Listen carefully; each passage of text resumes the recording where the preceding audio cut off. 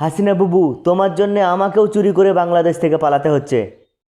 কিন্তু মোদি চাচা, আমি একটা কথা কিছুতেই বুঝতে পারছি না। তুমি আমাদের সাথে চুরি চুরি করে বাংলাদেশ থেকে পালাচ্ছ কেন? তুমি তো চাইলে প্লেনে হেলিকপ্টারে যেতে পারতে ভারতে। তাহলে আমাদের সঙ্গে এইভাবে যাচ্ছ কেন তুমি? তো কি করব কাদের ভাই, আমি বলো কি করব? আমি তো বাংলাদেশে হাসিনা বাবুর সাথেই ছিলাম। তারপর আমি শুনলাম যে হাসিনা বাবুর হাতে একদম সময় কম, মাত্র 45 মিনিট সময় আছে। তাহলে আমি কি হাসিনা বাবুকে একা ছেড়ে দিতে পারি বলো? তো আমি প্লেনে না আসে হাসিনা বাবুর সাথেই যাচ্ছি, হাসিনা বাবুকে নিয়ে যাচ্ছি ভারতে। অনেক ধন্যবাদ মোদিজি, তোমাকে অনেক ধন্যবাদ। তুমি না থাকলে যে আমি কোথায় যেতাম কিছুই বুঝতে পারছি না। কোথায় যেতাম আমি, আমার মাথায় কোনো কাজ করছে না।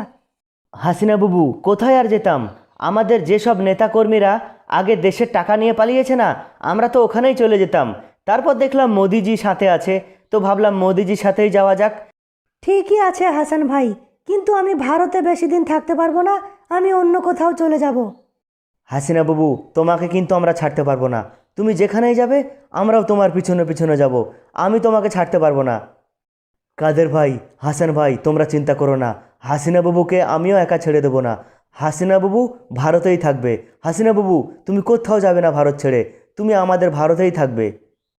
অনেক ধন্যবাদ মোদিজি, অনেক ধন্যবাদ। কিন্তু ভারতে থাকার আমার ইচ্ছে নেই, একদম ইচ্ছে নেই। আমি চলে যাব অন্য কোথাও। হাসিনা বাবু, আমি যদি আগে বুঝতে পারতাম যে আমাকে একদিন দেশ ছাড়তে হবে, তাহলে আমি জীবনে রাজনীতি করতাম না, জীবনে রাজনীতি করতাম না হাসিনা বাবু। আমার খুব কষ্ট হচ্ছে দেশ ছেড়ে যেতে, খুব কষ্ট হচ্ছে।